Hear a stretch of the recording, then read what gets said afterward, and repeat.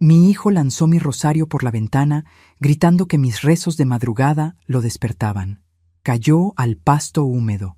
Soy Isadora, 78 años, viuda y extelefonista. No sabía que esa plata vieja valía más que su propia casa. La noche estaba pesada, envuelta en ese silencio espeso que solo se siente cuando el reloj de pared marca las 3 de la mañana. A esta edad, el sueño se vuelve un visitante caprichoso. A veces llega temprano y se queda, pero la mayoría de las veces me abandona en plena madrugada, dejándome a solas con mis pensamientos, con el crujido de las maderas de mi vieja casa y con el dolor sordo en las articulaciones de mis manos. Para espantar el insomnio y calmar la mente, tengo una costumbre inquebrantable: rezo. No lo hago a gritos, ni siquiera muevo los labios. Solo dejo que mis dedos resbalen una a una por las cuentas de plata de mi rosario. El roce del metal producía un tintineo mínimo, un choque suave de plata contra plata. Clic, clac. Un sonido apenas perceptible, más parecido al canto lejano de un grillo que a un ruido molesto. Pero para Fabián, mi hijo menor, cualquier cosa que no fuera su propio ronquido o el sonido de sus series de televisión era una ofensa imperdonable. Fabián regresó a vivir a mi casa hace 3 años, después de que su esposa finalmente se cansara de su mal humor crónico y le pidiera el divorcio. Yo lo recibí, porque una madre siempre tiene la puerta abierta, pero con el tiempo, el muchacho triste que llegó con 2 maletas se transformó en el dueño y señor del espacio. Empezó a quejarse de mis horarios, de la comida que preparaba, de las plantas de mi jardín y, últimamente, de mi mera existencia. Esa madrugada, la puerta de mi habitación se abrió de golpe. Ni siquiera tuvo la decencia de tocar. La luz del pasillo me lastimó los ojos y allí estaba él, con el ceño fruncido, descalzo y respirando con pesadez. «Mamá, deja de rezar a las 3 de la mañana», gruñó, acercándose a mi cama con pasos largos y furiosos. «Tus bolitas de plata me despiertan. No puedo dormir con ese ruidito infernal». Antes de que pudiera responderle, antes de que pudiera explicarle que el sonido apenas cruzaba el umbral de mi propia puerta, Fabián estiró la mano y me arrebató el rosario. El tirón fue brusco. El metal frío resbaló de mis dedos nudosos con violencia, dejándome una sensación de vacío inmediato en la piel. Lo miré a los ojos, esperando ver un atisbo de arrepentimiento por el arrebato, pero solo vi la frustración egoísta de un hombre que se cree el centro del universo. Sin decir una palabra más, caminó hacia la ventana de mi habitación, la que da directamente al jardín trasero, corrió el pestillo de bronce, la abrió de par en par y lanzó el rosario hacia la oscuridad. El viento helado de la madrugada entró de golpe, alborotando las cortinas. Escuché el leve golpe del metal al caer sobre la hierba húmeda, allá abajo, en la penumbra. Fabián cerró la ventana con fuerza. Me dirigió una última mirada de advertencia y salió de la habitación, cerrando la puerta tras de sí con un portazo que hizo temblar los marcos de las fotografías en mi buró. Me quedé sentada en el borde de la cama, inmóvil en la oscuridad. No lloré. Hace mucho tiempo que dejé de gastar lágrimas en rabietas ajenas. Lo que sentí fue algo muy distinto a la tristeza. Fue una claridad fría, afilada y profunda. Una indignación pura que me subió desde la boca del estómago hasta la garganta. Durante 40 años, trabajé como telefonista en la central de la ciudad. 40 años conectando clavijas en un tablero inmenso, enlazando las voces de miles de personas. En ese trabajo aprendí a leer el alma humana a través de los tonos de voz. Escuché declaraciones de amor temblorosas, confesiones de culpa, negocios turbios y despedidas definitivas. Aprendí a identificar la soberbia, el miedo y la crueldad con solo escuchar un suspiro a través del auricular.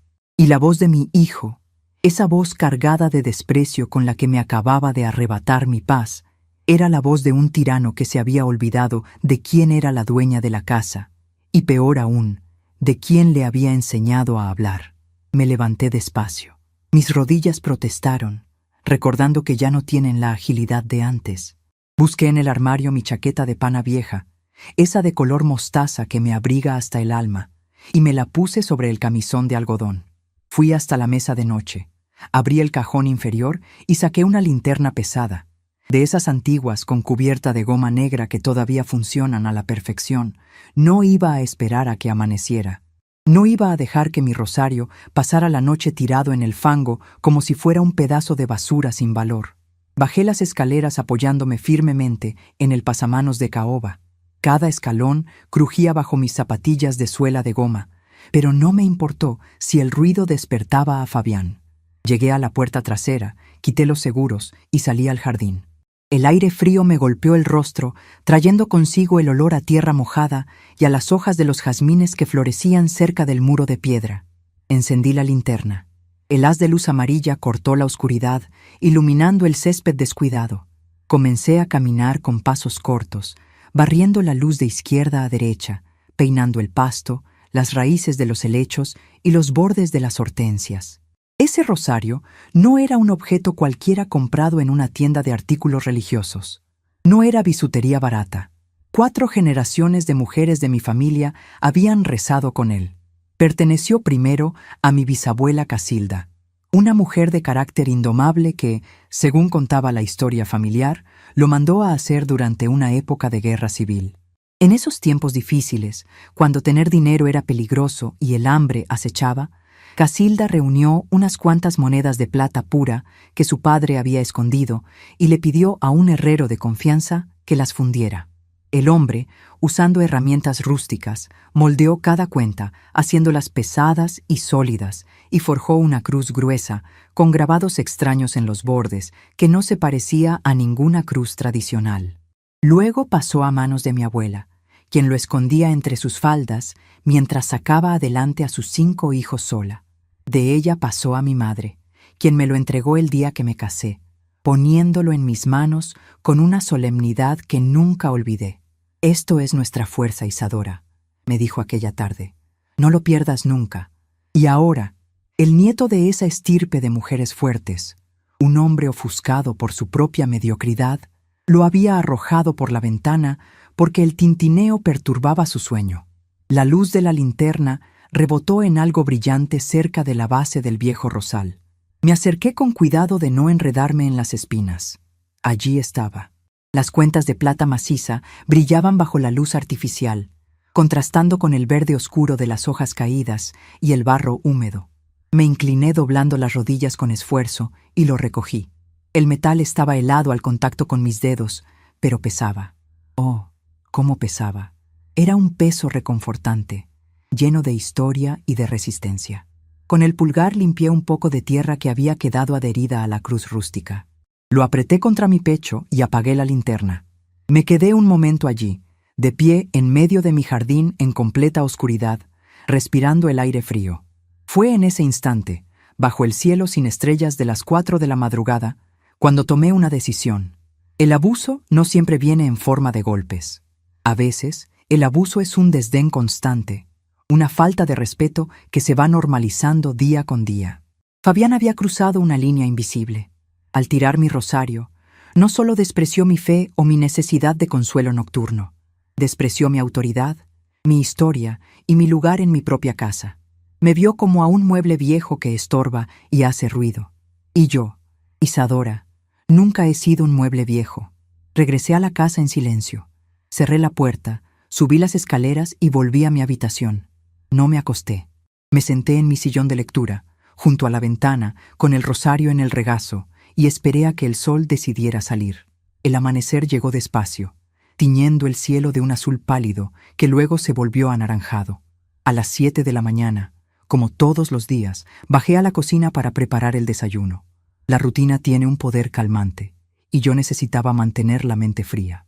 Puse la cafetera a colar, saqué huevos de la nevera y encendí la estufa. El olor a café recién hecho inundó la planta baja, mezclándose con el aroma del pan tostado. Poco antes de las 8, escuché los pasos pesados de Fabián bajando las escaleras. Entró a la cocina vestido con su traje gris de oficina, arreglándose el nudo de la corbata frente al reflejo del microondas. No me dio los buenos días. Nunca lo hace. Se sentó a la mesa, sacó su teléfono celular y comenzó a deslizar el dedo por la pantalla, ignorándome por completo. Le serví su plato con huevos revueltos y su taza de café negro. Lo hice con movimientos pausados, precisos. Lo observé desde el otro lado de la pequeña mesa de madera. Tenía ojeras, y su rostro reflejaba esa amargura permanente que se le había instalado desde el divorcio. Fabián dio un sorbo al café e hizo una mueca. «Está muy fuerte, mamá», murmuró sin levantar la vista de la pantalla. «Pareces empeñada en arruinarme el estómago desde temprano». No respondí. Me dediqué a limpiar la encimera de la cocina con un trapo húmedo, borrando migajas imaginarias. Mi silencio pareció incomodarle, porque finalmente levantó la vista. Me miró de arriba a abajo, buscando algún rastro de lágrimas, alguna queja por el incidente de la madrugada. Seguramente esperaba que le reclamara por el rosario para poder gritarme de nuevo, para justificar su enojo y salir de casa sintiéndose el dueño de la razón. Pero yo le negué ese placer. Mi rostro era una máscara de tranquilidad absoluta. La experiencia en la central telefónica me enseñó que el silencio es la herramienta más poderosa cuando se trata de desarmar a los soberbios. Si no les das una respuesta, se asfixian en su propia hostilidad. «Bueno, me voy», dijo abruptamente, levantándose de la silla con un empujón que hizo chirriar las patas de madera contra las baldosas. «Llegaré tarde a cenar. No me esperes despierta y, por favor, trata de no hacer ruido esta noche. Necesito descansar». Asentí levemente con la cabeza. «Que tengas un buen día, Fabián», le respondí con una voz tan suave y calmada que lo descolocó por un segundo. Frunció el ceño, tomó su maletín y salió de la cocina. Segundos después, escuché el golpe de la puerta principal cerrándose de golpe y el motor de su automóvil arrancando en el camino de entrada. Me quedé sola.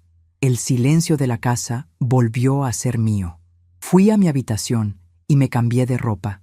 Me quité el camisón y me puse una falda oscura, una blusa de botones bien planchada y mis zapatos de salir. Fui hasta el tocador y me peiné el cabello blanco con cuidado, recogiéndolo en un moño firme en la nuca. Tomé mi bolso de cuero negro, ese que solo uso para ocasiones importantes, y guardé con sumo cuidado el rosario de plata en su interior. Había un hombre en el centro del pueblo, el joyero don Sebastián. Era un hombre mayor, casi de mi edad, famoso por su ojo clínico para las antigüedades y los metales preciosos. Siempre había querido saber el valor real de aquella pieza, no para venderla, jamás haría eso, sino por pura curiosidad histórica. Nunca había tenido el tiempo ni el motivo suficiente para hacerlo. Hasta hoy. Fabián creía que había tirado un puñado de canicas ruidosas por la ventana. Creía que yo era una anciana indefensa a la que podía someter con gritos y desplantes. Pero se había olvidado de algo fundamental. Se había olvidado de que la plata, por más sucia y vieja que esté, no pierde su esencia, y que las mujeres de mi familia estamos forjadas en el mismo material. Cerré la puerta de mi casa con doble llave. El aire de la mañana era fresco y limpio. Caminé hacia la parada del autobús con la espalda recta y el paso firme. Llevaba el bolso apretado contra mi costado, sintiendo el peso de la historia de mi familia colgado del hombro. Iba a descubrir exactamente qué era lo que mi hijo había despreciado con tanta arrogancia. Y con esa información empezaría a trazar las líneas de una nueva conexión, una que le enseñaría, de una vez por todas, a no colgar el teléfono antes de tiempo. El trayecto hasta la joyería de don Sebastián me tomó unos 20 minutos a paso tranquilo. El pueblo estaba despertando, con los comerciantes levantando las cortinas metálicas de sus locales y el olor a pan dulce recién horneado flotando en las esquinas. Mientras caminaba, sentía el peso del rosario dentro de mi bolso de cuero. Era un peso que me anclaba al suelo, que me recordaba de dónde venía y de qué estaba hecha. El local de Sebastián era un rincón estrecho y oscuro, abarrotado de relojes de péndulo, bandejas de terciopelo y vitrinas de cristal grueso. Olía a líquido para pulir metales, a polvo antiguo y a tabaco negro. Cuando empujé la puerta, la campanilla de bronce anunció mi llegada con un sonido agudo. Sebastián salió de la trastienda limpiándose las manos con un trapo gris. Tenía la misma edad que yo, tal vez un par de años más, y el tiempo le había dejado una calvicie brillante y una postura encorvada por pasar décadas inclinado sobre objetos diminutos. «Isadora, qué milagro verte por aquí tan temprano», me saludó, ajustándose los lentes de armazón de alambre sobre el puente de la nariz. «¿Qué te trae a mi cueva a estas horas?» No me anduve con rodeos. Abrí el bolso, saqué el rosario y lo puse sobre la cubierta de cristal del mostrador. El metal opaco hizo un ruido sordo al tocar el vidrio. Necesito que me digas qué es esto, Sebastián. Y quiero la verdad, sin adornos de viejo amigo. El joyero frunció el ceño, intrigado por mi tono seco. Tomó el rosario con ambas manos, sopesándolo. Inmediatamente, sus cejas se elevaron. El peso de la pieza siempre tomaba a la gente por sorpresa. Caminó hacia su lámpara de trabajo, la encendió y se colocó una lupa de joyero en el ojo derecho. Yo me quedé de pie, en silencio, observando cómo sus dedos ásperos acariciaban cada una de las cuentas redondas y finalmente se detenían en la cruz rústica y gruesa. Fueron 10 minutos de un silencio absoluto, interrumpido solo por el tic-tac de los 50 relojes que colgaban de las paredes. Sebastián sacó un frasco pequeño, aplicó una gota de un líquido transparente en un rincón invisible de la cruz y observó la reacción. Luego, usó una pequeña balanza digital que desentonaba por completo con el resto del lugar. Suspiró profundamente, se quitó la lupa y me miró. Su rostro había perdido cualquier rastro de simpatía matutina. Ahora tenía la expresión de un hombre que acaba de ver un fantasma. «Isadora, ¿de dónde sacaste esto?», preguntó, con la voz un tono más baja de lo normal. «Es de mi familia. Perteneció a mi bisabuela Casilda. Siempre nos dijeron que era plata pura, hecha con monedas fundidas durante la guerra». Sebastián negó con la cabeza lentamente, apoyando ambas manos en el mostrador. «Tu bisabuela no solo fundió monedas, Isadora. O el herrero que hizo esto era un genio, o usaron algo mucho más específico. Las cuentas son de plata maciza, sí, pero la pureza es inusual. Sin embargo, eso no es lo importante. Mira esto». Me hizo una seña para que me acercara. Con la punta de un lápiz, señaló los bordes de la cruz rústica que yo siempre había pensado que eran simples marcas de martillo. Estos no son adornos al azar. Es la marca de ensayador de una ceca colonial muy específica. Y los grabados laterales son iconografía mestiza del siglo XVIII. Tu bisabuela no mandó a hacer esta cruz. El herrero debió haber adaptado una pieza histórica que ya existía y le añadió las cuentas hechas con monedas de la época. Isadora, esto no es un artículo religioso, es una reliquia histórica, una pieza de museo. Sentí que el aire de la tienda se volvía más denso. ¿De cuánto estamos hablando, Sebastián?, pregunté, manteniendo la voz firme, aunque el corazón me latía un poco más rápido. Él tomó una libreta, anotó unos números, tachó uno, volvió a escribir y me empujó el papel a través del cristal. Miré la cifra. Tuve que parpadear 2 veces para asegurarme de que los ceros no se me estaban multiplicando por el cansancio. La cantidad escrita en ese trozo de papel no solo era alta, era absurda. Era el equivalente a la casa en la que vivía, multiplicada por 3. Era suficiente para vivir el resto de mis días en un hotel de lujo, con servicio a la habitación y enfermeras privadas, si así lo quisiera. Y mi hijo, mi sangre, había lanzado esta fortuna por la ventana hacia el lodo, porque el tintineo le molestaba para dormir. Si lo llevas a una casa de subastas en la capital, con los certificados adecuados, los coleccionistas se pelearían por él, añadió Sebastián, viéndome fijamente. Te sugiero que no andes con esto en la bolsa, Isadora. Es peligroso. Quiero que me hagas un avalúo formal, por escrito y con tu sello. Le pedí, doblando el papel y guardándolo en mi bolsillo.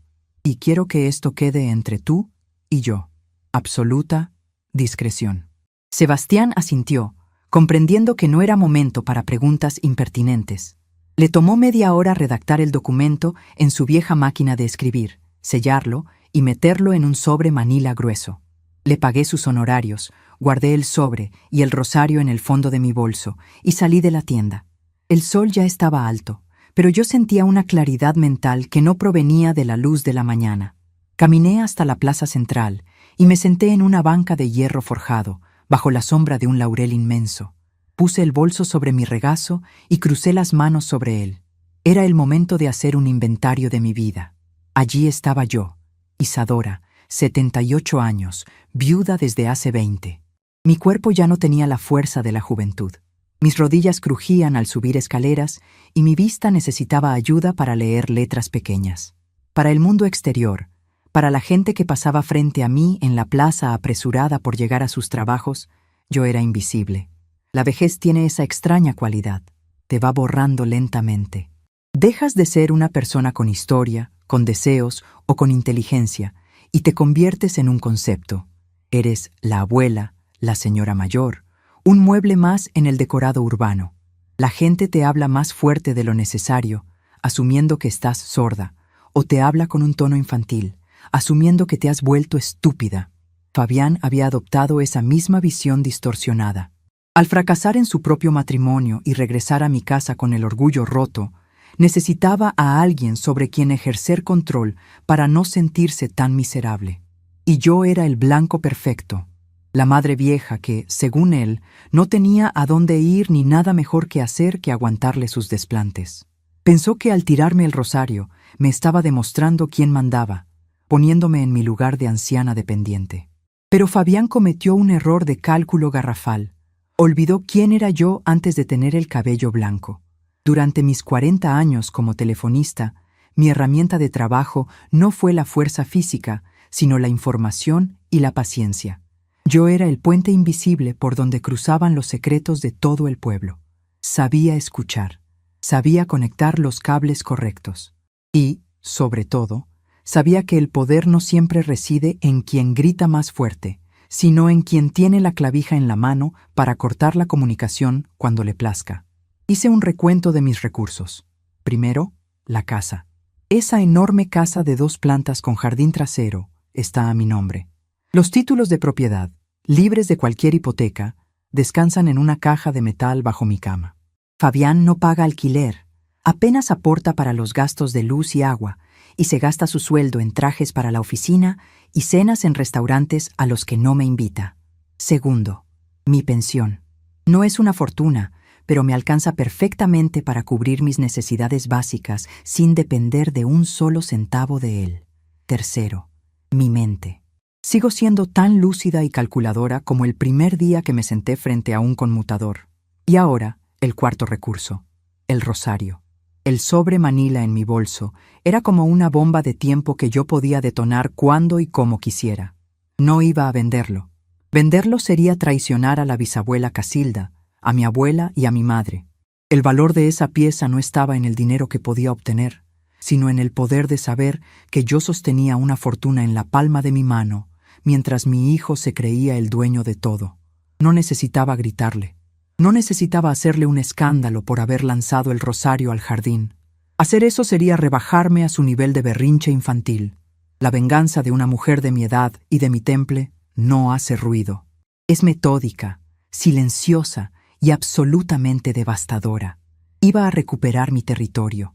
Iba a enseñarle a Fabián que el respeto no se exige a gritos en medio de la madrugada, sino que se gana, y que cuando uno vive bajo el techo de una reina, más le vale no tratarla como a la servidumbre. Comencé a trazar mi plan allí mismo, sentada en la banca de la plaza, observando a las palomas picotear las migajas en el adoquín. El primer movimiento era asegurar el objeto de valor. No podía regresar el rosario a la mesa de noche. Si Fabián en otro arranque de ira decidía buscarlo para tirarlo a la basura, lo perdería para siempre. Me levanté de la banca y caminé directamente a la sucursal del banco donde recibo mi pensión. El gerente, un hombre amable al que conozco desde que era un niño de pantalón corto, me atendió personalmente. En menos de 20 minutos, alquilé una caja de seguridad pequeña. Metí el rosario envuelto en un paño de terciopelo junto con el avalúo original y me guardé la única llave en el compartimento secreto de mi monedero. Solo yo tenía acceso a esa caja. El segundo movimiento requería establecer los límites en mi propia casa. Fabián se había acostumbrado a tener una criada silenciosa. Le lavaba la ropa, le planchaba las camisas, le preparaba el café a su gusto exacto y mantenía la casa impecable para que él pudiera tirarse en el sofá a ver televisión sin mover un dedo. Todo eso iba a terminar hoy. Iba a cortar sus comodidades de raíz, una por una, sin dar explicaciones. Dejaría de ser la madre abnegada y me convertiría en la dueña de la propiedad. El tercer movimiento era el golpe maestro, el que requeriría la ayuda de alguien más. Mientras salía del banco, mi mente repasó el directorio telefónico que aún conservo intacto en mi memoria. Necesitaba un abogado, pero no cualquier abogado. Necesitaba a alguien que fuera leal a mí. Sonreí al recordar a Mateo, el hijo de mi amiga Leonor, a quien yo misma le había tejido suéteres cuando era bebé. Ahora era uno de los notarios más respetados del municipio. Necesitaba que revisara los documentos de la casa y me preparara un papel muy específico. Un documento que le quitaría a Fabián cualquier ilusión de seguridad futura. El sol del mediodía calentaba mis hombros cuando emprendí el camino de regreso a casa. No sentía cansancio. Al contrario, sentía una energía eléctrica recorriendo mis venas, una vitalidad que creía haber perdido entre las rutinas y las pastillas para las articulaciones. Al llegar a mi calle, me detuve frente a la verja de hierro de mi casa. La miré de abajo hacia arriba. Las paredes pintadas de blanco, las enredaderas trepando por los balcones, la ventana de mi habitación en el segundo piso. Esta casa era mi reino. La había construido junto a mi difunto esposo con esfuerzo, ladrillo a ladrillo, y no iba a permitir que un hombre amargado en traje gris la convirtiera en mi prisión. Entré, cerrando la puerta principal con un golpe seco que resonó en el pasillo vacío. Fui a la cocina. La taza de café a medio tomar de Fabián seguía en la mesa, dejando un anillo marrón sobre la madera. El plato con restos de huevo estaba exactamente donde él lo había dejado. Normalmente, yo habría suspirado, recogido los trastes y los habría lavado de inmediato para mantener el orden. Esta vez no lo hice. Tomé la taza y el plato sucios. Caminé hasta el cuarto de lavado, que está justo al lado de la habitación que Fabián ocupaba en la planta baja, y los dejé sobre su canasta de ropa sucia, esa misma canasta que rebosaba de camisas arrugadas que él esperaba encontrar planchadas y colgadas en su armario al volver del trabajo. Fui a la caja de los fusibles en el pasillo. Abrí la portezuela de metal y busqué el interruptor que correspondía a la televisión de la sala de estar y a los enchufes de su habitación. Con un movimiento firme de mi dedo índice, bajé la palanca. Clic. El silencio de la casa se volvió aún más profundo al apagarse el zumbido constante de sus aparatos conectados. Luego, subí a mi habitación, abrí mi armario y busqué la pequeña radio de transistores plateada que me había regalado mi esposo hace 3 décadas. Le puse pilas nuevas, giré la perilla del volumen hasta la mitad y sintonicé una estación que transmitía boleros antiguos. La voz de un cantante cubano llenó el espacio, cálida y nostálgica. Me senté en mi sillón, me quité los zapatos y cerré los ojos, escuchando la música. La partida de ajedrez había comenzado y yo tenía las piezas blancas. Fabián volvería a casa, esta noche esperando encontrar la misma rutina de sumisión, la misma madre callada que soportaba sus desprecios con la cabeza gacha.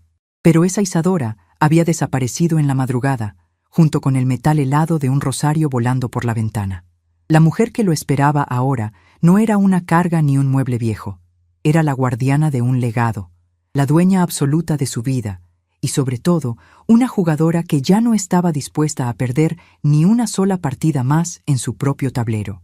La luz de la tarde comenzó a desvanecerse en mi habitación, pintando las paredes de un tono naranja gastado que poco a poco se dio paso a las sombras. Mi vieja radio de transistores plateada seguía encendida, emitiendo las notas suaves de un trío de guitarras que me transportaba a tiempos más amables. Me quedé sentada en el sillón, con las manos apoyadas en el regazo, practicando el arte de la paciencia. Durante mis años en la central telefónica, aprendí que la espera nunca es tiempo perdido si sabes exactamente qué luz va a parpadear en el tablero. Y yo sabía que la luz de Fabián estaba a punto de encenderse. A las 7:30 en punto, escuché el motor de su automóvil apagarse en la entrada. Segundos después, el llavín giró bruscamente y la puerta principal se abrió con el habitual portazo que hacía temblar los cristales de la sala. Sus pasos resonaron en el pasillo. Eran pasos pesados, confiados, los de un hombre que espera que el mundo se detenga para atenderlo. Apagué la radio con un clic seco. El silencio en la planta alta se volvió absoluto, permitiéndome escuchar cada uno de sus movimientos allá abajo. Fabián caminó directo hacia la cocina. Escuché el rechinar de sus zapatos de cuero contra las baldosas. Seguramente esperaba encontrar la mesa puesta, el vapor de una sopa caliente empañando las ventanas y a mí, de pie junto a la estufa, lista para servirle. En cambio, lo único que lo recibió fue el olor a encierro y la oscuridad de una cocina apagada. «¡Mamá!», gritó desde la planta baja, con esa voz áspera de quien se siente estafado. «¡Mamá! No hay nada de cenar». No respondí. Me quedé inmóvil, respirando despacio. Escuché sus pasos alejarse de la cocina y dirigirse hacia el cuarto de lavado, que está pegado a su habitación. Hubo una pausa, un silencio tenso de apenas unos segundos, seguido de un golpe sordo contra la lavadora. Había encontrado su taza de café con los restos secos y el plato sucio con las sobras de huevo, descansando exactamente sobre su canasta de ropa sucia. «¿Pero qué demonios?», masculló. Sus pasos se aceleraron, entrando a su habitación. Escuché el chasquido del interruptor de la luz de su cuarto. 1, 2, 3 intentos. Nada. El fusible que yo había bajado seguía exactamente en la misma posición, pero me había asegurado de añadir un pequeño candado de bronce a la caja de metal durante la tarde. Su televisión tampoco encendió. Su cargador de teléfono no funcionaba. Estaba completamente a oscuras y desconectado. La escalera de madera crujió bajo el peso de su furia. Subió los escalones de 2 en 2, respirando con fuerza. Cuando llegó al pasillo del segundo piso, no se molestó en tocar mi puerta. La abrió de un empujón, tal como lo había hecho la madrugada anterior. La luz del pasillo lo iluminó por la espalda, dejándole el rostro en sombras, pero su postura delataba su indignación. Llevaba la corbata aflojada y el saco arrugado colgando de una mano. «¿Me puedes explicar qué significa esto?», exigió, dando un paso dentro de mi cuarto. «Mis cosas están sucias sobre mi ropa. No hay comida y no tengo luz en mi cuarto ni en la sala. ¿No pagaste el recibo?». Lo miré desde mi sillón, sin mover un solo músculo. En la central, cuando una línea se llenaba de estática o un cliente se ponía insolente con las operadoras, teníamos una regla de oro: nunca levantes la voz. La frialdad es el mejor aislante contra la furia ajena. «El recibo de la luz está pagado al día, Fabián», le respondí con un tono neutro, casi aburrido. «Y en cuanto a la cena y tus trastes, decidí que a mis 78 años ya me jubilé de ser tu empleada doméstica». Fabián soltó una carcajada seca, carente de humor. Echó la cabeza hacia atrás, frotándose la nuca como si estuviera lidiando con una niña pequeña que hace un berrinche. «¿Es en serio, mamá? ¿Estás haciendo todo este teatro por lo de anoche? Por favor, te tiré el rosario porque no me dejabas dormir.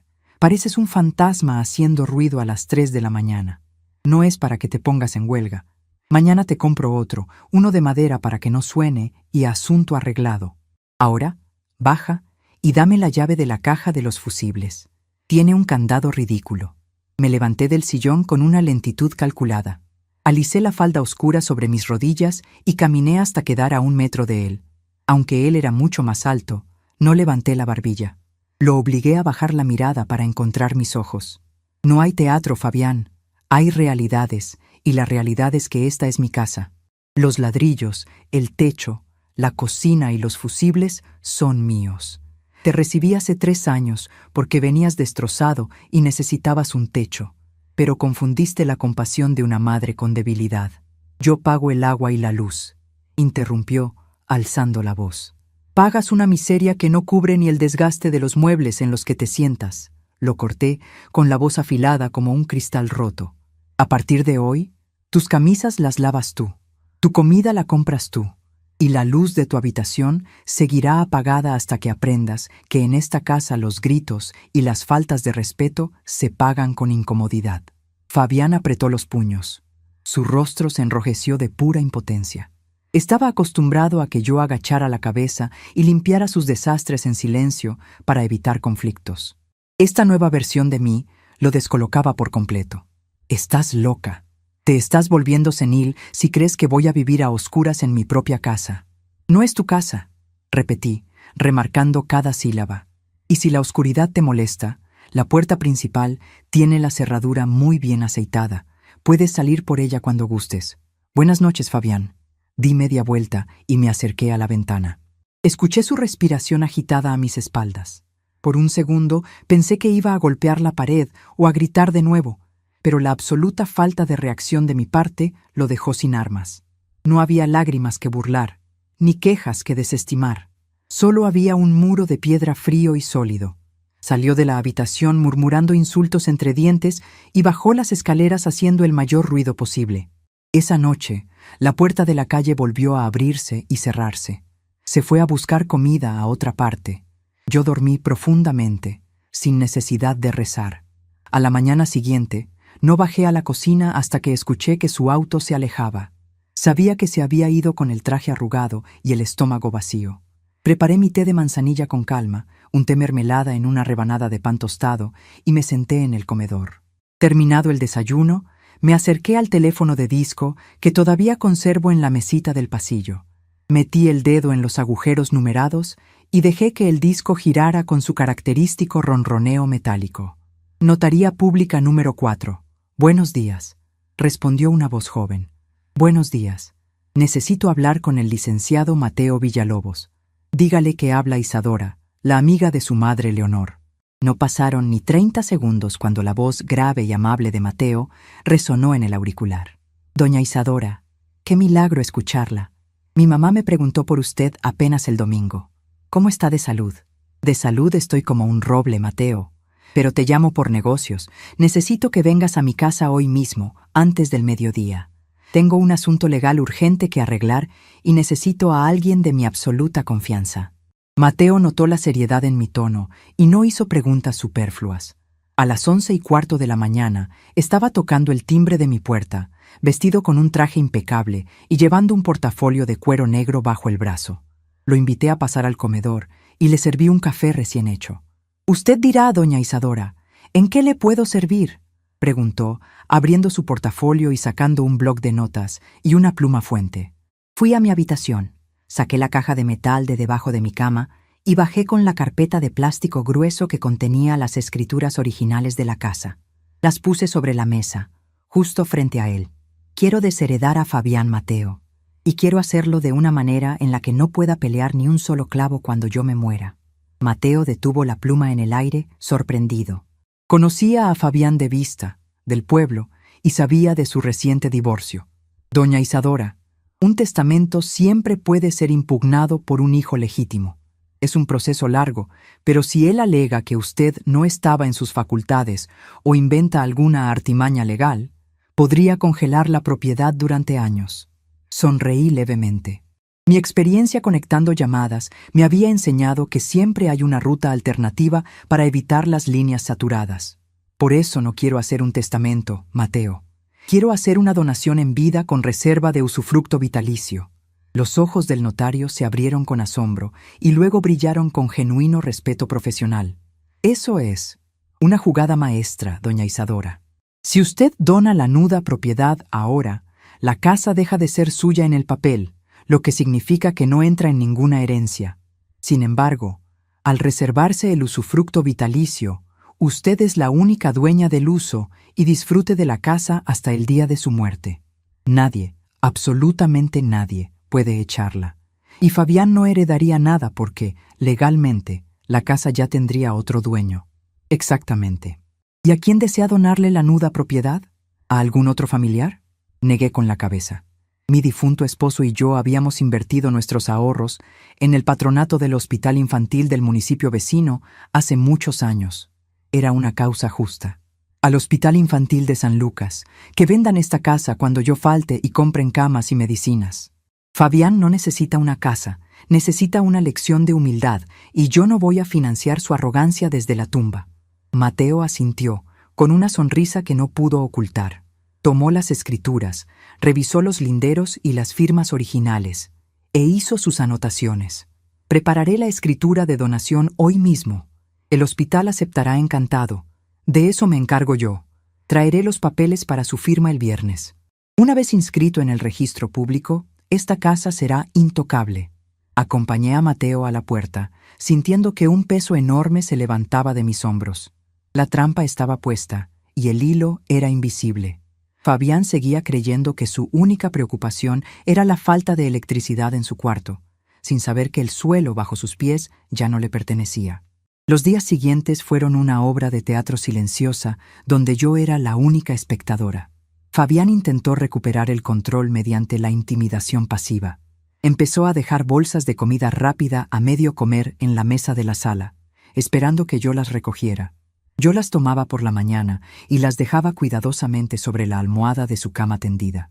Intentó usar la lavadora un martes por la noche, pero descubrió que yo había cortado el suministro de agua caliente solo para esa máquina, bloqueando la llave de paso con herramientas que mi esposo había dejado en el garaje.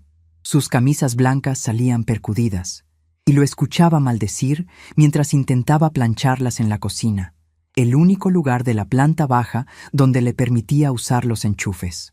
Las ojeras de Fabián se volvieron más profundas. La falta de televisión lo obligaba a enfrentarse al silencio de la casa, un silencio que lo carcomía por dentro. Su actitud de superioridad se estaba agrietando, reemplazada por una frustración constante que no sabía cómo descargar, porque yo no le daba un blanco al cual disparar. Me cruzaba con él en los pasillos y le deseaba los buenos días con una sonrisa plácida, como si fuéramos dos extraños compartiendo una sala de espera. El viernes por la noche, el ambiente llegó a su punto de ebullición. Mateo había venido por la tarde. Firmé los documentos de donación, estampé mi huella dactilar junto a mi firma temblorosa pero firme, y vi cómo el sello notarial marcaba el fin del reinado de mi hijo. Había guardado la copia certificada en la caja de metal bajo mi cama. Fabián llegó a casa pasadas las 8. Olía a colonia barata y a encierro de oficina. Entró a la cocina mientras yo terminaba de lavar mi taza de té. Se recargó en el marco de la puerta, cruzado de brazos, observándome con los ojos inyectados en sangre por el cansancio acumulado de la semana. ¿Hasta cuándo va a durar este castigo infantil, mamá?, preguntó con la voz rasposa. Ya estoy harto de planchar mi ropa en la barra de la cocina y de bañarme a oscuras. Cerré la llave del agua. Tomé una toalla pequeña de algodón y me sequé las manos, dedo por dedo, tomándome todo el tiempo del mundo. Me di la vuelta y lo miré con la cabeza ligeramente ladeada. No hay ningún castigo, Fabián. Solo te estoy permitiendo vivir las consecuencias de tu propia independencia. Él soltó un bufido de desprecio y dio un paso hacia el centro de la cocina. Todo esto es por las bolitas de plata, ¿verdad?, dijo, usando un tono burlón, buscando la herida que creía haber abierto aquella madrugada. Sigues haciendo un berrinche de anciana resentida por un pedazo de chatarra que tiré al pasto. Te comportas como si hubiera tirado las joyas de la corona. Mírate, apagando luces y escondiendo trastes por un rosario viejo. Sus palabras pretendían ser dagas, pero chocaron contra una armadura que él ni siquiera podía ver. Pensé en el sobre Manila descansando en la bóveda oscura del banco. Pensé en el avalúo con tantos ceros que mareaban. Pensé en la bisabuela Casilda, en el herrero y en las monedas de plata colonial que ahora valían más que la vida entera de este hombre trajeado frente a mí. Una sonrisa genuina, casi compasiva, asomó a mis labios. Fue una sonrisa tan fuera de lugar que Fabián parpadeó, confundido, perdiendo por un instante su postura desafiante. «No, Fabián», le contesté, bajando el tono de voz hasta convertirlo en un susurro claro y penetrante. «No estoy enojada por el rosario. El rosario está exactamente donde debe estar, seguro y valorado, al igual que yo. De lo que estoy es decepcionada. Decepcionada de ver que el hombre en el que te convertiste es tan pequeño que necesita apagar la luz de los demás para sentir que brilla». Dejé la toalla sobre la encimera. Pasé por su lado sin rozarlo, dejándolo parado en medio de la cocina, con la burla congelada en los labios y los brazos colgando a los costados. Su intento de lastimarme se había estrellado contra un muro de indiferencia absoluta. Subí las escaleras a paso lento, disfrutando del crujido de la madera bajo mis pies. Era el sonido de una casa que me reconocía como su única dueña. Era el sonido de un rey perdiendo su corona, y el silencio que dejé a mis espaldas fue mi primera victoria absoluta. El fin de semana llegó arrastrando un ambiente pesado, cargado con la tensión de una tormenta que se niega a romper. Fabián había pasado los últimos 3 días viviendo como un intruso en la casa que juraba dominar. Sus mañanas eran un desfile de frustraciones. Planchaba sus camisas a regañadientes sobre la mesa de la cocina, desayunaba café soluble porque escondí la cafetera eléctrica y salía dando portazos que ya no me sobresaltaban. Yo, por mi parte, me movía por los pasillos con la ligereza de quien ha soltado un lastre inmenso. El sábado por la mañana estaba en el jardín trasero podando los rosales, exactamente en el mismo lugar donde la madrugada del martes había rescatado mi herencia del lodo. Llevaba mis guantes de lona y manejaba las tijeras de podar con precisión. Fue entonces cuando escuché el motor de un automóvil desconocido detenerse frente a la entrada principal. A través de la ventana de la sala vi a Fabián abrir la puerta. Iba vestido con ropa informal, pero su postura delataba una urgencia inusual. Lo acompañaba un hombre más joven, enfundado en un traje azul marino que le quedaba demasiado ajustado, con un maletín de cuero brillante colgando del hombro y una sonrisa de dientes blanqueados que gritaba ambición desde 50 metros de distancia. Me quité los guantes, me sacudí los restos de hojas secas del delantal y entré a la casa por la puerta de la cocina. Caminé por el pasillo en completo silencio, deteniéndome justo antes del arco que conectaba con la sala de estar. Mi instinto de telefonista, esa vieja costumbre de escuchar tras la línea antes de conectar la clavija, se activó de inmediato. «Es una propiedad excelente, Fausto», decía Fabián, paseando la mirada por el techo de doble altura de mi sala. «Los cimientos son de primera. Claro, la decoración es un museo de antigüedades, pero los metros cuadrados son lo que importa. El terreno trasero es inmenso. Tiene mucho potencial, Fabián», respondió el tal Fausto, sacando una tableta electrónica de su maletín. «La ubicación es inmejorable. ¿Estás seguro de que tu madre estará de acuerdo con esto? Vender una casa de este tamaño cuando se es mayor puede ser un golpe emocional fuerte». Escuché a mi hijo soltar un suspiro ensayado, el tipo de suspiro que los hombres usan cuando quieren hacerse las víctimas de una carga inevitable. «Mi madre ya no está en condiciones de decidir qué es lo mejor para ella, Fausto. Esta semana ha tenido episodios. Me apaga las luces de la habitación, esconde la comida, habla sola. Se ha obsesionado con un collar de cuentas viejo que se le cayó al pasto. El médico me sugirió que empezara a buscar una residencia de descanso adecuada para ella, un lugar donde tenga asistencia las 24 horas. Para pagar algo de buen nivel, necesito liquidar esta propiedad. Al final, soy su único hijo y heredero. Tengo que tomar las riendas antes de que ella se haga daño o destruya la casa». Sentí un pinchazo de hielo en la base del cráneo, pero no era dolor. Era la confirmación absoluta de que mi plan no solo era justo, sino necesario. Fabián no solo me consideraba un mueble estorboso. Estaba dispuesto a declararme senil y encerrarme en un asilo con tal de recuperar su comodidad y llenarse los bolsillos. Quería usar mi propia cordura como moneda de cambio para justificar su mediocridad. Di un paso al frente, cruzando el arco de la sala, y me dejé ver. «Buenos días, caballeros», dije. Mi voz resonó clara y firme, cortando el aire de la sala como una cuchilla de afeitar. Fausto dio un pequeño salto en su lugar, sorprendido por mi aparición silenciosa. Rápidamente compuso su sonrisa de vendedor y me extendió la mano. «Señora Isadora, un placer. Soy Fausto Valenzuela, asesor inmobiliario». Su hijo me invitó a tomar un café y a conocer su hermosa casa. Ignoré su mano extendida. Lo miré de arriba a abajo con esa cortesía glacial que las mujeres de mi generación dominamos a la perfección, obligándolo a retirar la mano y a carraspear, incómodo. Luego, clavé mis ojos en Fabián. «No hay café, Fausto», le respondí sin apartar la vista de mi hijo. Y me temo que Fabián se ha precipitado al invitarlo a tasar una propiedad que no está en el mercado. Fabián frunció el ceño, adoptando de inmediato esa postura defensiva y autoritaria que tanto le gustaba usar conmigo. Dio 2 pasos hacia mí, intentando intimidarme con su estatura. «Mamá, por favor, no empieces con tus cosas delante de las visitas», me reprendió, usando un tono suave pero cargado de veneno, como si le hablara a una niña caprichosa. «Fausto solo está haciendo una estimación. Tienes que aceptar que esta casa es demasiado grande para ti. No puedes ni siquiera manejar los fusibles de la luz sin confundirte. Es hora de que yo me haga cargo de las decisiones importantes. Siéntate, por favor». No me moví ni un milímetro. Lo dejé hablar. Dejé que construyera su castillo de naipes frente al extraño, permitiendo que su soberbia alcanzara el punto más alto posible. «¿Decisiones importantes?», repetí, saboreando las palabras. «Supongo que internarme en una residencia de descanso para vender mi casa entra en esa categoría, ¿verdad?».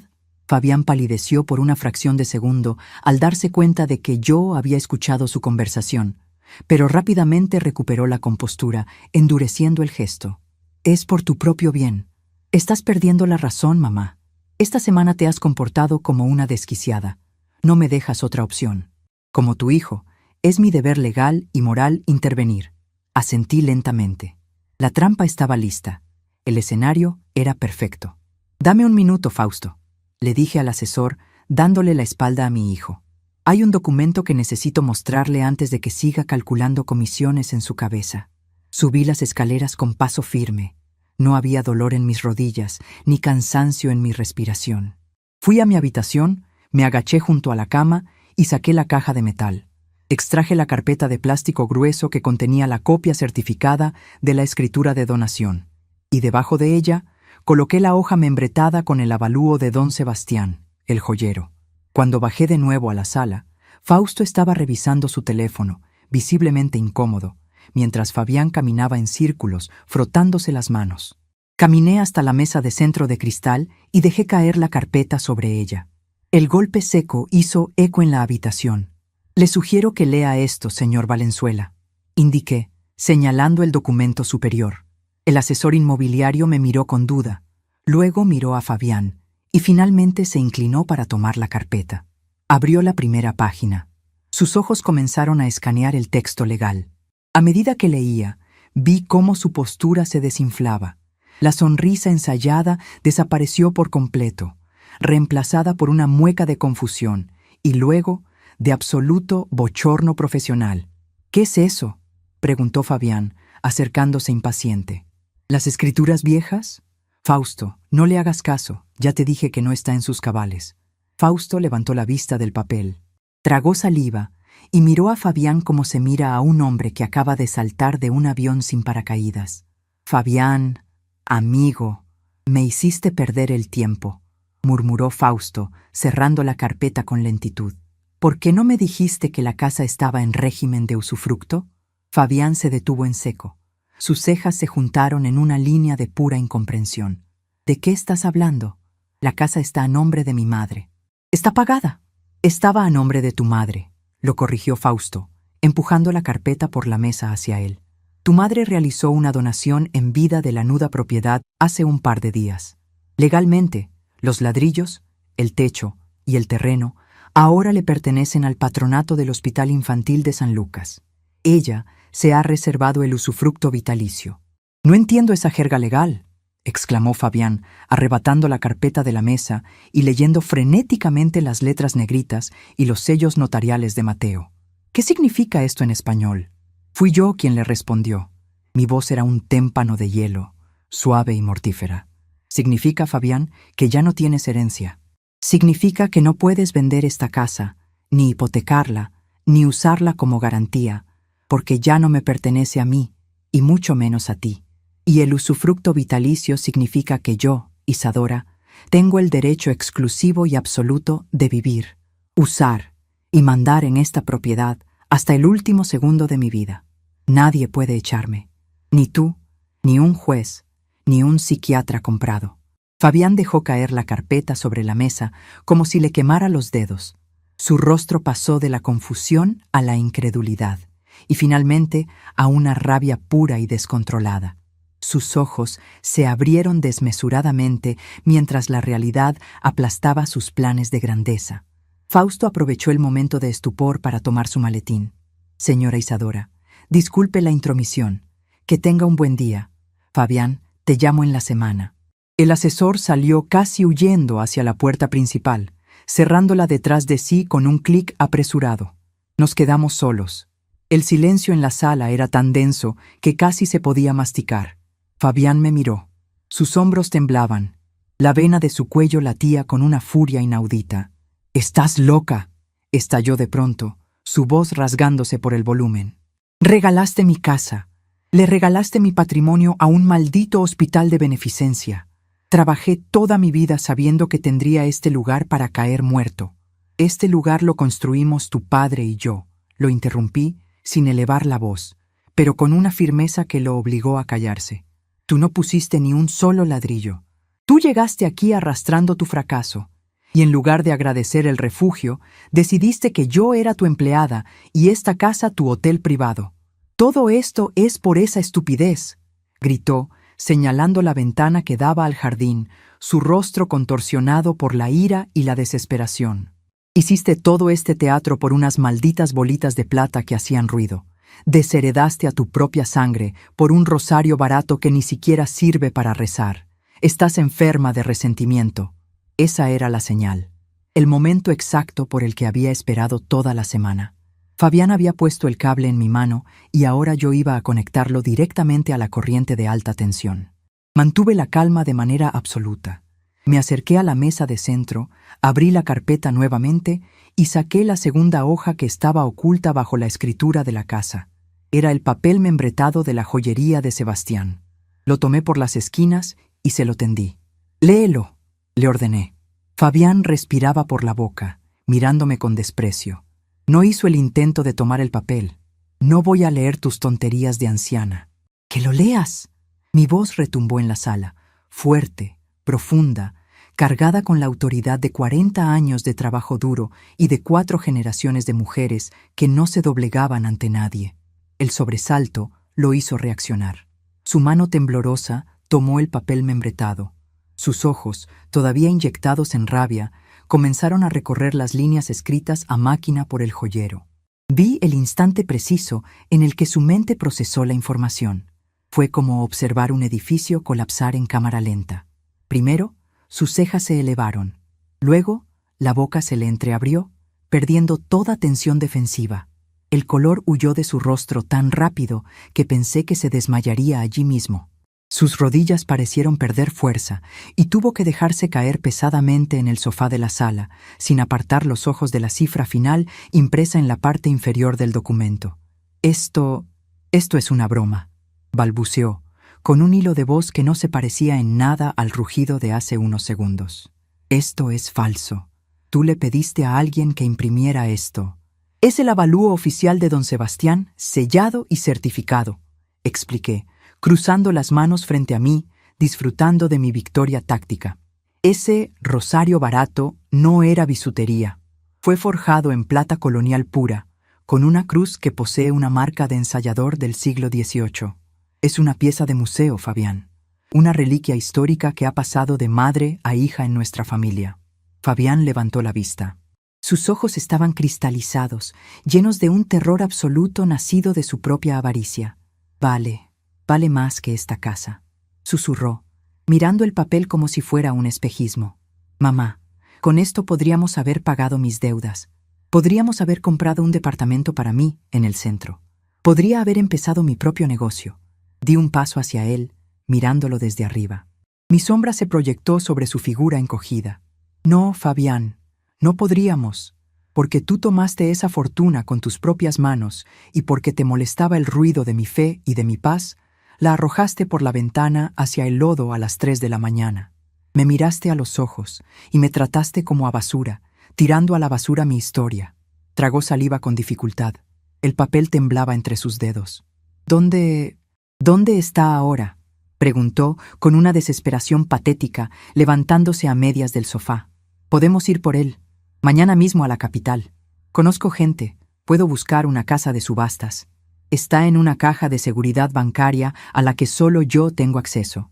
Lo corté en seco, destruyendo su última esperanza. «Y no se va a vender. Se quedará allí hasta que yo decida a qué museo lo dono, igual que hice con la casa». Fabián se dejó caer de nuevo en el sofá, llevándose las manos a la cabeza, estrujándose el cabello. El hombre arrogante, el tirano de traje gris que exigía la cena caliente y la ropa planchada, se había evaporado. En su lugar quedaba un niño viejo, asfixiado por el peso de su propia estupidez.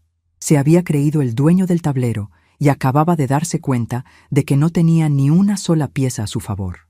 Me acerqué a la ventana que daba a la calle y miré hacia afuera por un momento. El cielo gris comenzaba a despejarse. «Ahora, escúchame bien, porque no lo voy a repetir», dije, dándome la vuelta para enfrentarlo. «La dinámica de esta casa ha cambiado para siempre. Estás viviendo bajo el techo del hospital infantil, pero yo soy la guardiana de la puerta». Él levantó la mirada, derrotado, escuchando en silencio. Si quieres seguir viviendo aquí, vas a pagar una renta mensual, el equivalente exacto a lo que pagarías por un estudio en el centro. Vas a lavar tu propia ropa, vas a cocinar tus propios alimentos y vas a limpiar lo que ensucies. Y lo más importante, nunca, bajo ninguna circunstancia, volverás a levantarme la voz, ni volverás a entrar a mi habitación sin tocar. A la primera queja, al primer desplante, empacaré tus maletas y cambiaré las cerraduras.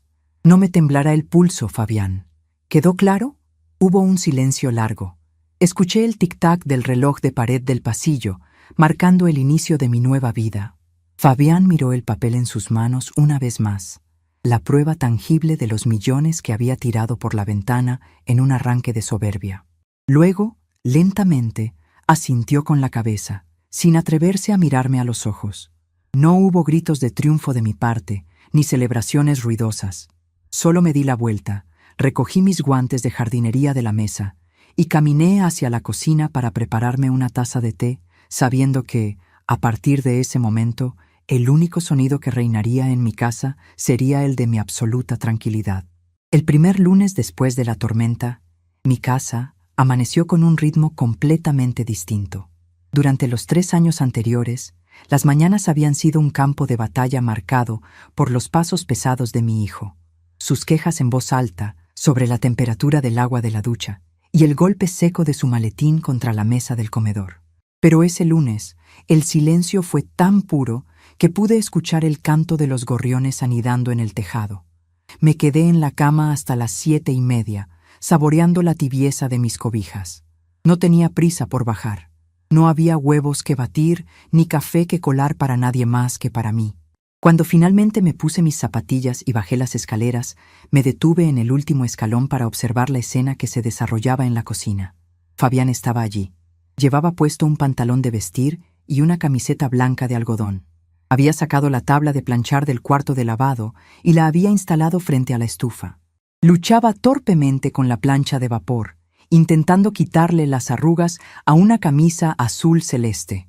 Sus movimientos eran rígidos, frustrados, los de un hombre que jamás había tenido que preocuparse por los cuellos o los puños de su propia ropa. De pronto, la plancha soltó un chorro de vapor caliente cerca de sus dedos. Fabián dio un respingo. Soltó un siseo de dolor, pero no gritó. Apretó los labios, acomodó la camisa y siguió planchando. Sobre la mesa de madera del comedor, justo en el lugar donde él solía exigir su desayuno, había un sobre de papel manila cerrado. Caminé hacia la cocina, arrastrando un poco los pies para anunciar mi presencia. Fabián levantó la vista de inmediato. Tenía ojeras oscuras marcándole el rostro y una expresión de cansancio profundo que le sumaba 10 años de golpe. «Buenos días, mamá», murmuró, bajando la mirada casi al instante hacia la tabla de planchar. «Buenos días, Fabián», respondí con el tono más neutral del mundo, el mismo que usaba en la central telefónica para saludar a los abonados de larga distancia. Fabián desconectó la plancha, se puso la camisa a medio desarrugar y abrochó los botones con lentitud. Antes de tomar su saco y su maletín, señaló el sobre de la mesa con un movimiento tímido de la cabeza. «Allí está lo de la renta de este mes», dijo en voz baja, casi inaudible. «También dejé un poco extra para cubrir mi parte del recibo del agua y de la luz. Compraré mi propia despensa al salir del trabajo». Asentí levemente sin acercarme al sobre. Fabián se quedó parado un segundo más, como si esperara una palabra de aliento, una absolución materna que borrara la humillación de los últimos días. Quería que yo le dijera que todo estaba olvidado, que podía dejar su dinero y volver a ser el rey de la casa. Pero yo no soy una mujer de memoria corta. La compasión sin aprendizaje solo cría tiranos. «Que te vaya bien en la oficina», me limité a decirle, dándole la espalda para encender mi pequeña radio de transistores. Escuché sus pasos alejarse, el sonido de la puerta principal cerrándose con una suavidad que me pareció música, y el motor de su auto arrancando hacia la calle. Fui hasta la mesa, tomé el sobre y lo abrí. Había billetes nuevos y crujientes, contados exactamente hasta el último centavo de la cuota que yo le había impuesto. No me importaba el dinero en sí mismo. Mi pensión me bastaba y me sobraba. Ese dinero era un peaje. Era la demostración física de que las reglas del juego habían cambiado y de que él, finalmente, había entendido cuál era su lugar en mi tablero. Esa misma mañana comencé a recuperar mi territorio, centímetro a centímetro. Llamé a un electricista del pueblo, un muchacho amable llamado Tomás, para que quitara el candado de la caja de fusibles. Ya no necesitaba mantener la habitación de Fabiana a oscuras. La oscuridad de su propio fracaso era suficiente castigo. Sin embargo, le pedí a Tomás que instalara enchufes nuevos en la sala y cambiara las viejas lámparas por luces LED de tono cálido. Luego, me dediqué a mover los muebles.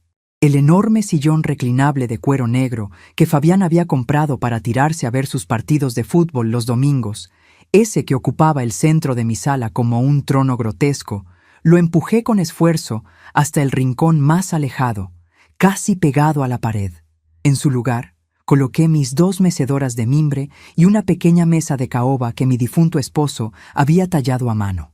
Puse mis libros, mis revistas de jardinería y un jarrón con hortensias frescas del jardín. La sala dejó de ser una cueva de encierro masculino para volver a ser un hogar luminoso.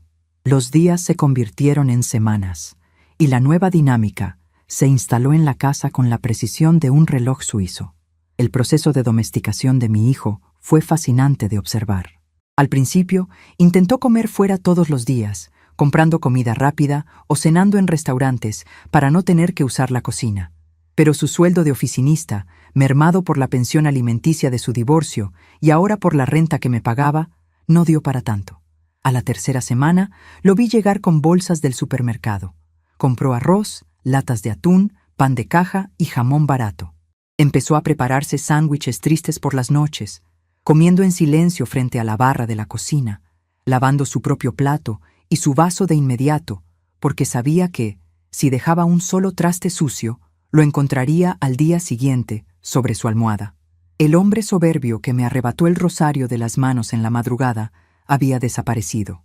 En su lugar habitaba un inquilino meticuloso, asustado de hacer ruido y aterrorizado de cruzar la línea invisible que yo había dibujado en el suelo. Una tarde de miércoles decidí que era momento de salir del pueblo. Me puse un vestido azul marino, me peiné con cuidado, tomé mi bolso de cuero y caminé hasta la terminal para tomar el autobús hacia el municipio vecino. El viaje duró casi 1 hora, pero disfruté cada minuto mirando por la ventana cómo los campos verdes se deslizaban ante mis ojos. Hacía años que no salía a pasear sola, sin un propósito de compras o una cita médica. Me bajé frente al Hospital Infantil de San Lucas. Era un edificio grande, pintado de colores pastel, rodeado de jardines donde algunos niños en sillas de ruedas tomaban el sol acompañados de enfermeras. Caminé hasta la entrada principal y me senté en una de las bancas de concreto bajo la sombra de un árbol inmenso. No entré a buscar a los directores ni a presumir mi donación. No quería placas con mi nombre ni agradecimientos formales. Me senté allí a observar. Vi a padres con el rostro surcado de lágrimas salir por las puertas de cristal y a otros salir con sonrisas radiantes, abrazando a sus pequeños dados de alta. Esta era la verdadera inversión de mi vida. Pensé en los cimientos de mi casa, en los ladrillos que mi esposo apiló con sus propias manos, en la madera de las escaleras. Todo ese esfuerzo, toda esa historia de vida, se transformaría el día que yo cerrara los ojos para siempre en camas de hospital, en tratamientos, en respiradores y en medicinas. Mi casa ya no era una simple propiedad de bienes raíces peleada por un hijo avaricioso. Se había convertido en un milagro en pausa. Esa comprensión me llenó el pecho de una paz tan absoluta que sentí ganas de llorar, pero no de tristeza, sino de puro y absoluto alivio. La bisabuela Casilda habría estado orgullosa. Su rosario de plata había servido para mucho más que para rezar. Había sido la llave que abrió la puerta de mi libertad y el escudo que protegió mi legado. De regreso al pueblo, antes de ir a casa, pasé por la sucursal del banco. Saludé al gerente, bajé a la bóveda de seguridad acompañada por un empleado y me quedé sola en el pequeño cubículo privado. Metí la llave en la cerradura de metal, abrí la caja y saqué la bolsa de terciopelo. Deslicé el rosario en mis manos. El metal estaba helado, pero las cuentas de plata maciza seguían brillando con esa luz opaca y antigua que los siglos no pueden apagar. Pasé el pulgar por los grabados de la cruz colonial. Fabián me había acusado de estar enferma de resentimiento por aferrarme a un objeto. Qué poco entendía del mundo. El valor de este rosario no estaba en los millones de pesos que dictaba el avalúo del joyero, aunque esa cifra hubiera sido el mazo que destruyó su ego. El verdadero valor radicaba en lo que representaba, la dignidad innegociable de las mujeres que me precedieron.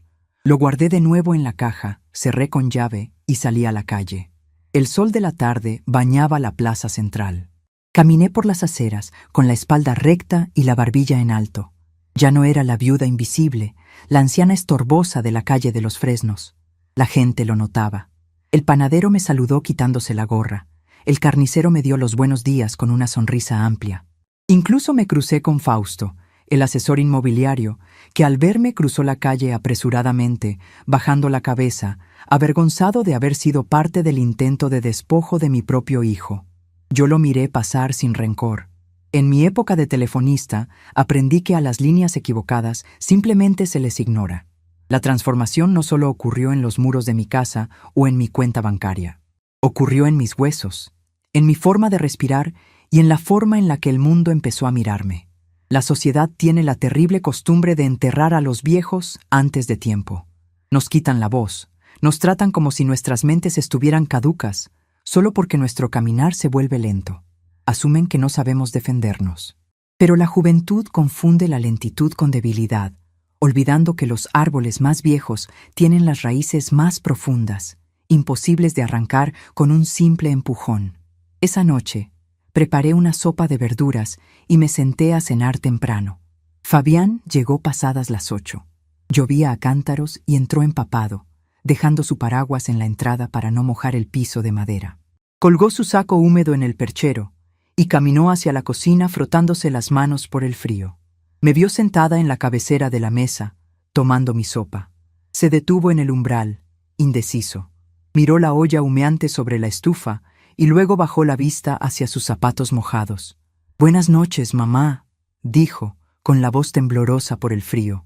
«Buenas noches», respondí, limpiándome los labios con una servilleta de tela. Fabián dio un paso hacia el cuarto de lavado, preparándose para su rutina de prepararse un sándwich miserable, pero se detuvo. Giró la cabeza y miró hacia la ventana de mi habitación en el segundo piso, visible desde el ángulo de la escalera. Esa misma ventana por la que había arrojado la fortuna de la familia hacia la oscuridad del jardín. Se quedó mirando el cristal golpeado por la lluvia durante un largo minuto. Pude ver el peso del arrepentimiento aplastándole los hombros. Sabía exactamente lo que estaba pensando. Pensaba en los millones perdidos, en la casa que ya no era suya, en el futuro asegurado que tiró a la basura en un ataque de soberbia infantil. Pero también vi algo más en sus ojos. Vi la resignación de un hombre que por fin ha tocado fondo y que sabe que no tiene a nadie más a quien culpar. «Hay sopa en la olla», le dije, rompiendo el silencio. Fabián me miró, sorprendido. Parpadeó un par de veces, incrédulo ante mi pequeño gesto de tregua. «¿Puedo servirme un plato?», preguntó, usando una palabra que hacía años no pronunciaba. «Pedir permiso». «Sí, pero lava la olla y limpia la estufa cuando termines. No quiero manchas de caldo quemado mañana por la mañana». Fabián asintió rápidamente, casi con devoción. Sirvió su sopa, se sentó en el extremo opuesto de la mesa y comió en absoluto silencio, saboreando el calor de la comida casera que durante tanto tiempo despreció. No cruzamos otra palabra, pero la hostilidad se había evaporado. Lo que quedaba era una paz fría, distante, pero infinitamente preferible al abuso del pasado. Ese era mi legado final para él. Al quitarle la casa y la herencia, al despojarlo de la seguridad inmerecida, le estaba dando la única oportunidad real de convertirse en un adulto. Estaba aprendiendo que el respeto se paga por adelantado y que el amor de una madre no incluye la obligación de soportar humillaciones. Terminé mi cena, lavé mi plato y subí a mi habitación. La lluvia seguía golpeando los cristales, un sonido constante y arrullador. Me puse mi camisón de algodón y mi vieja chaqueta de pana color mostaza. Me senté en el borde de la cama, en la penumbra, mientras el reloj del pasillo daba las campanadas de la medianoche. Metí la mano en el bolsillo de la chaqueta y saqué un rosario nuevo. Lo había comprado en el mercado del pueblo por unas cuantas monedas. Estaba hecho de cuentas de madera de pino atadas con un cordón de hilo grueso. Era rústico, barato y extremadamente ligero. Dejé que las cuentas de madera resbalaran entre mis dedos nudosos. Clic, clac. El sonido era sordo, casi inexistente. No brillaba en la oscuridad ni pesaba historias de revoluciones o herreros coloniales, pero me servía perfectamente. No recé por paciencia, porque ya no la necesitaba. No recé por tolerancia, porque había dejado de tolerar lo inaceptable. Recé por gratitud. Agradecí a mi mente por mantenerse afilada, a mis manos por no temblar en el momento decisivo y a la historia de mi sangre por haberme dado las herramientas para recuperar mi trono. Durante 40 años fui la voz invisible detrás de un conmutador. Aprendí que el poder verdadero no pertenece al que grita en la línea, sino al que tiene el control de las conexiones. Fabián creyó que al tirar mi plata por la ventana estaba demostrando su autoridad, que estaba silenciando mi fe y reafirmando su dominio sobre mi vida. En el inmenso tablero de mi existencia, yo había cortado la comunicación de los abusos para siempre, demostrando que la verdadera fuerza de una mujer no hace ruido al caer, sino que te quita la casa, la herencia y el aliento sin levantar jamás la voz.